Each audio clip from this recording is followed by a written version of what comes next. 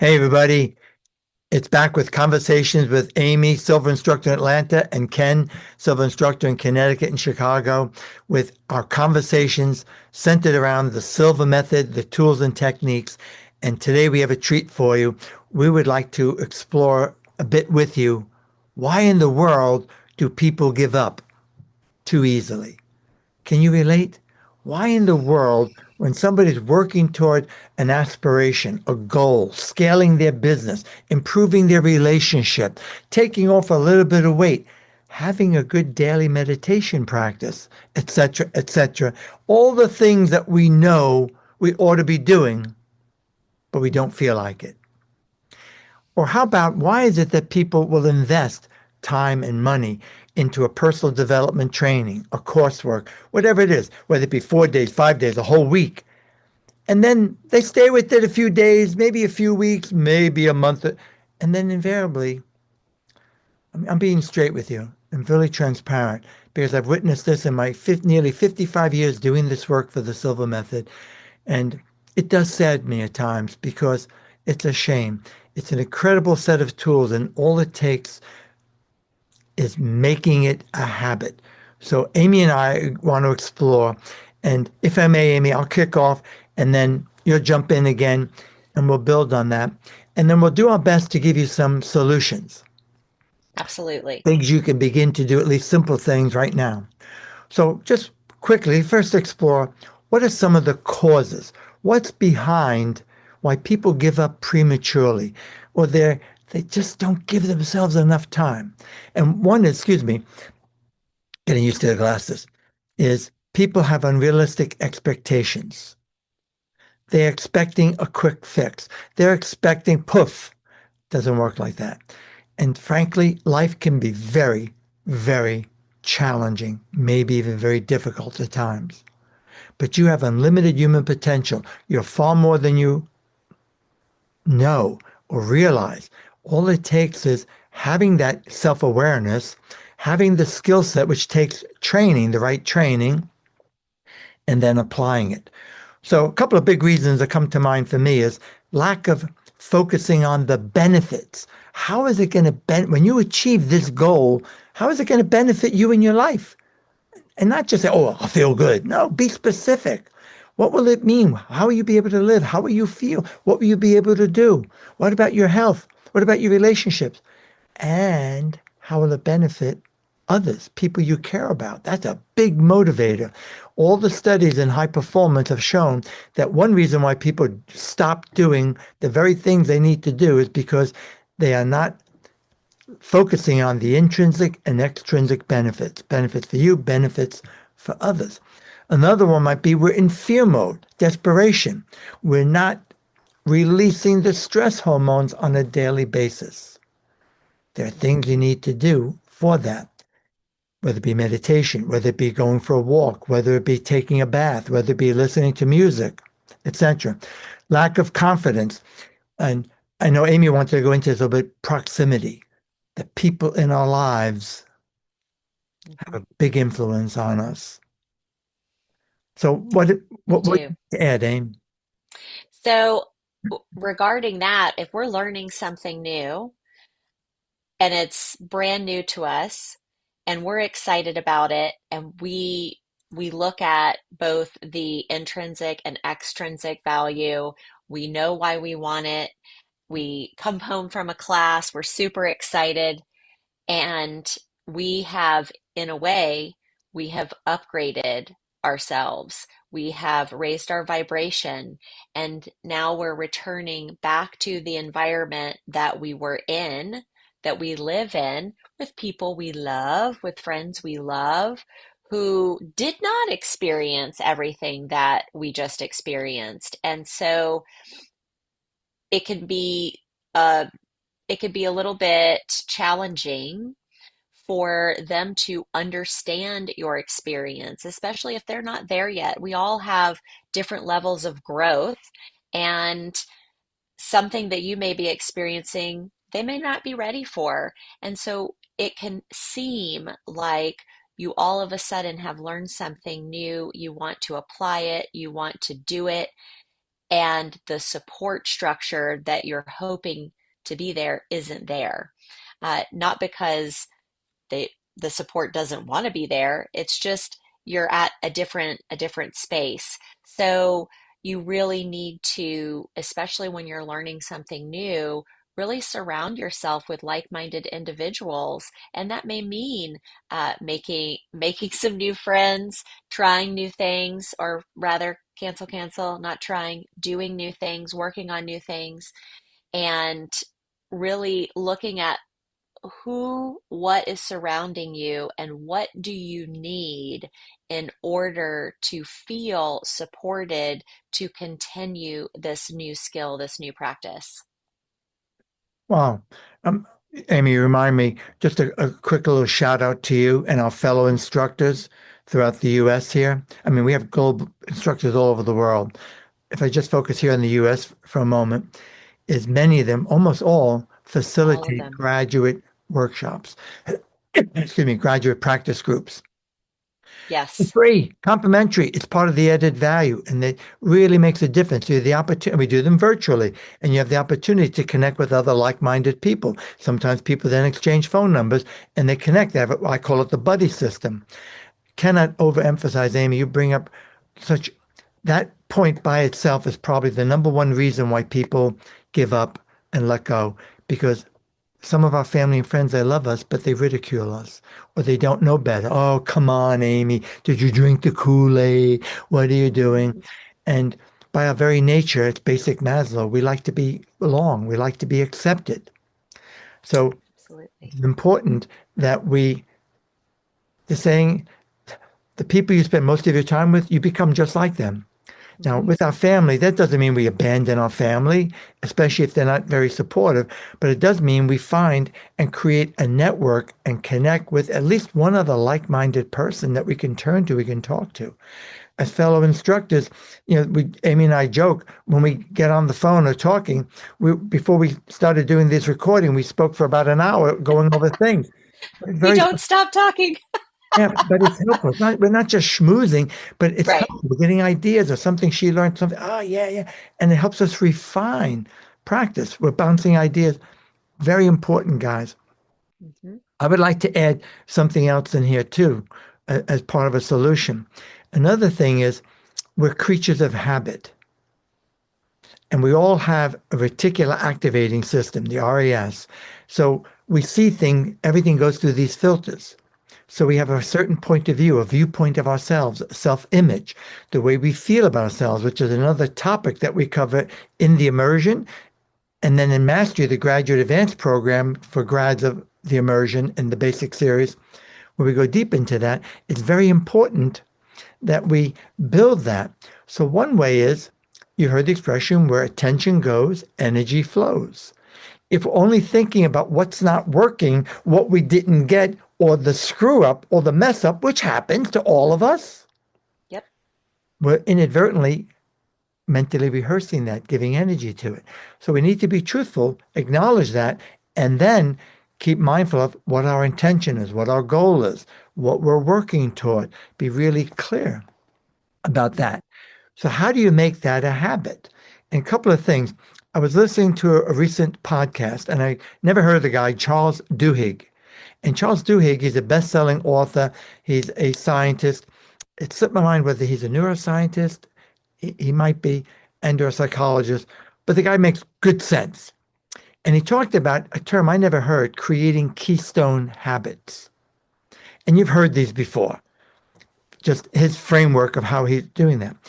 That when people, all the research shows, what I liked about it is he's looking at research, evidence-based studies, that when people have these three basic keystone habits locked in their lives, everything changes. It's so much easy. So if you've been looking to have a meditation practice, but you're only doing it once a week, once a month, you're not going to get the value and the benefits. Hmm. Daily, 5, 10, 15 minutes. That's the difference that will make the difference. And if I may say, Amy and I both have seen our students, when they do the inner work and make the time, you get the results. So it's getting Absolutely. to the point where because it's new. Many people, I never had a meditation practice. Now I do. So it takes creating a habit in a way that you go on autopilot. So the three, just briefly, is exercise. We all know that. Have the value of a 20-minute walk. Or how about dancing to the oldies? And if you want, when nobody's around, dancing, jack up the music or any way you like and dance in any way you want. Because, we all have those funny, goofy moves that our children, I love to embarrass my children when we're at a wedding or something. If I go out and do my goofy moves or something. But when you're alone, you don't have any critics. But it releases the steam or listening to some great music for Mhm. that. Second one is having a morning routine. I know I have a morning routine. It's like two, Yes. 3 hours. People laugh. What do you do? But it establishes these keystone habits set the day. And having a morning routine set your day, and they help you to install any other habit. So part of your morning routine may be you want to avoid running to your phone first thing. You want to avoid having caffeine first thing. You want to avoid going to the TV first thing, the news. Read a good book. Read some inspiration. Hug a friend. Do some exercise. Meditate, ideally. Read some Mhm. beautiful poetry or something. Something that has a positive influence that helps you to normalize and set the brain, even though you've been sleeping. So those morning routines. So if you have a cue, the routine you want, a cue to the routine. So a reminder. Some people who know they want to exercise will keep their gym clothes and their sneakers right by the bed. So first thing when they get up, they see them and they're reminded, okay, time to exercise. You can set reminders on your phone, different ways, cues to remind you, or having a friend with that. And then a reward. When you do that, reward yourself. High five yourself virtually. Pat yourself on the back.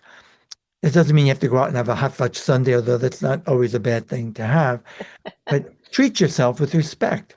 I know whenever we do a class, I facilitate an immersion 4 days. Barbara, my wife, and I, we go out rather than cook, prepare, and we go to a favorite restaurant and we pick different ones and celebrate the occasion Mhm. and just celebrate that we made a difference, that we contributed, that we did what we did because we like rewards. You got to set it up and give yourself a reward.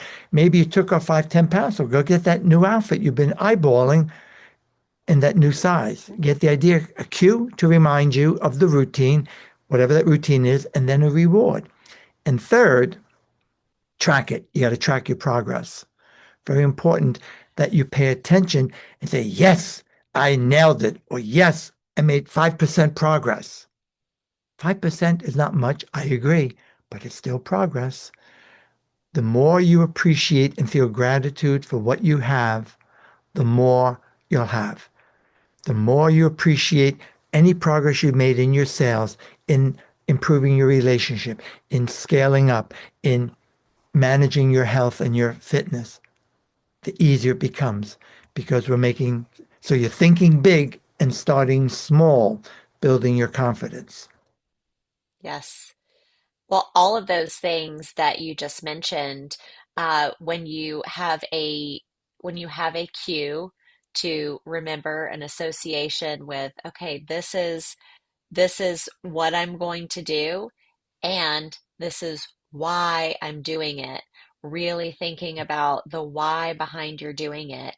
And if you have those moments of, I'm not going to do it today, then think of the contrast of how you are feeling when you do it. So that celebration afterwards that you mentioned versus how you're going to feel if you're not going to do it. And looking at those contrasts makes an impression. And every time we are celebrating that progress, I tell my students, any progress you make, doesn't matter how big, medium, small, whatever it is, if you need someone to celebrate with you, I'm here. Because when we acknowledge it, when we're celebrating, we're acknowledging it, we're making an impression. We're saying, hey, we're doing it, and we're building that confidence that we're doing it.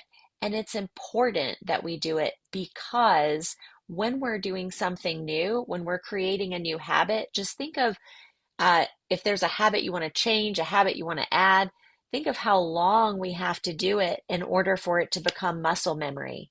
And so if we're changing that pattern, it actually takes our brains more time. It requires more physical resources of our brains to create this new pattern. And our brains sometimes uh, like to take the easy way out. So that survival security part of our brain says, come on, friend, didn't you like it better when we were sitting in front of the television instead of going out and putting on our tennis shoes and walking? That's really hard. That takes a lot because it's a new pattern. And so when going gets tough, that's when we revert to the old patterns. And so we have to give ourselves grace and patience. If you were thinking of a friend or even a child in your life coming to you and saying, "Oh, I didn't do this today. I can't believe that," right? Because when we stop doing something that we really want to do briefly, sometimes we have a tendency to be really hard on ourselves. So if a friend or a child in your life came to you being really hard on themselves, what would you say to them? You would say, "Hey, you got this. You just started, or it was just one day. Keep going. Look at how far you've come." So when we speak to ourselves in a way that we would cheer on a friend or help that child in our life, we are really allowing for that surrender and allowing that new habit to take root. So, really important. I could go on. I know you could. You know, I think it's huge, Amy, that you covered that. We need self-compassion, is what I hear you saying. We Couldn't do. couldn't agree more with that. Self-compassion and be self-forgiving. Hey, tell the truth. I messed up. I made a mistake. I can do better. And literally, when I've had my share of mess ups, I forgive myself. I Do. give myself permission not to be perfect. And then what do I prefer? Reframe it. So you're reviewing what you Hmm. did, not necessarily living, but reviewing, you're rewinding to Yeah. the occasion, the time frame, reviewing, excuse me, and then reframe it. So you mentally rehearse it as if that's how you had acted. It's a brilliant thing. I love to teach actually in all my courses and working with grads. Huge point. Second is there's a lot of myths, and too often people are being seduced by the promise of quick fix. And I think you're watching this video and you're still here with us, you're probably not one of those people because there ain't no quick fix. If there were, we'd all be there. We'd be, first online with that. And the jury is out, so to speak. But one thing I know for sure from a science-based neuroscience, habits need time, repetition. You get immersed in the habit, the routine, what you're going to do, repetition, repetition, and implementation. That's what leads to mastery of anything. I call it a 90-day support plan in all my Silva classes that I offer people. You don't just get this class. For the next 90 days, I'm going to offer you all sorts of support tools and guide you, some of them one-on-one with me coaching after the fact, all part of the deal, because it can take anywhere from 30 to 90 days, I know for sure, to Hmm. go on autopilot. And once you are, you just live it. Meditation's a part of my day. Walking every day is a part. I don't think about it. And when I don't do it, there's like reminders. It's something that's a part of it. I eat breakfast in the morning, another important cue, to feed ourselves, to nourish ourselves, to get our blood sugar stable by having a good, healthy, wholesome breakfast, not Dunkin' Donuts. The donuts are delicious, or you get the idea, guys, for that. The other thing, Amy, you had said something before that has to do with helping to establish these keystone habits about making the bed and things. Could you elaborate a little bit more on that? Absolutely. When we were talking before we started recording, we were talking about you know, the morning routine, and one of the things that has come up over and over and over again, and it's actually one of the habits that my husband does it, makes the bed in the morning. It's the one thing he does. And it's not the only thing. It does a lot actually. But in regards to what we're talking about, making the bed in the morning, there's also lots of YouTube videos out there as well about making, if you do one thing in the morning, make your bed. And one of the reasons behind that is because when you make the bed, when you're making your bed, one, you are you're kind of clearing up the clutter, if you will. So if you go back into your room and you see a messy bed or a little messy room, that's kind of the what you have externally, you're going to feel internally, right?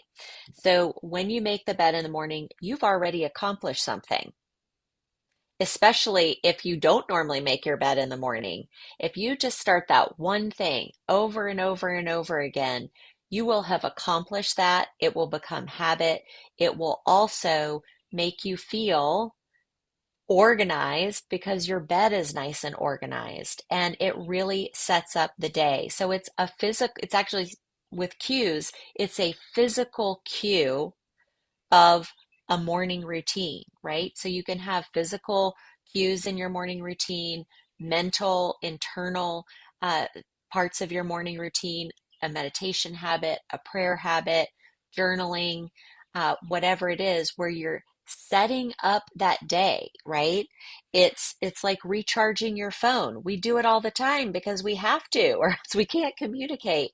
So if you had important calls to make during the day, the following day, you're most likely going to put your phone on charge so that it is recharged, ready to go. You've set it up for success. We want to do the same for ourselves, for our bodies, and for our minds. So, eating nutritiously, having an exercise rhythm in our. I I don't necessarily like the word routine. I like rhythm. So you can reframe it however you want.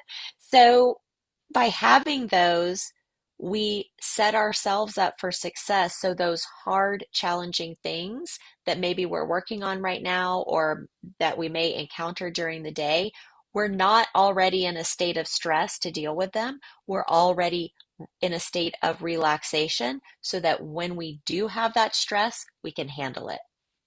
Wow. Amy, I'm here reflecting, laughing, because for the holiday, we had a lot of people staying over. So I made the bed, but everything with the comforter, with the throw pillows, the whole bit, some I'm stuffed going to give you a animals. high five on that one. And I don't usually do that either. And Barbara, my wife, thanked me, and she was really appreciative. And I was listening to this. I've heard before, but it's just something about listening to somebody talking about making the bed. It got me. This is so I've been making it every morning, and I do. Even though I have a morning routine that's very helpful, I Mhm. the point is structure. Our bodies, our brains like structure. That's They one of the do. reasons why I've often said in the class, and it was fascinating to me listening to people talk about structure and the value. The Silva Method, the program that Mr. Jose Silva created after 22 years, that goes back to 66, we started, is very structured. It's more structured than any of the personal development programs out there. And that's part of the brilliance behind it, why it works. And I never heard a neuroscientist say this, that structure, the brain needs that because there is the misery that we feel with certainty because it's uncomfortable when we're going to make a change. The misery with certainty is much more comfortable than misery due to uncertainty. The uncertainty, Yes. and even though it's something positive, it's why people give up also, because even though it's positive, yeah, I want to be better. I want to be slimmer. I want to have a bigger business. I want to have a more loving. We don't know how the heck we're going to get there. And that's why Mhm. self awareness is a key. So when we're consciously attuned to that, we can be more self compassionate. And the last message would be focus on the progress and track it, reward yourself with that. That's what instills when you have that confidence because of the competence you're developing, it'll give you more courage Mhm. to do more, to apply more. And then you make a little more progress. And that will give you a little more confidence, which will give you more competence, which gives you more courage to do a little bit more. Some people Absolutely. call it the confidence competence loop. I think I first heard Brendan Bouchard uh, put it that way, frame it that way. So, my friends, you're far better than you realize. You have this. It's just a matter of having that.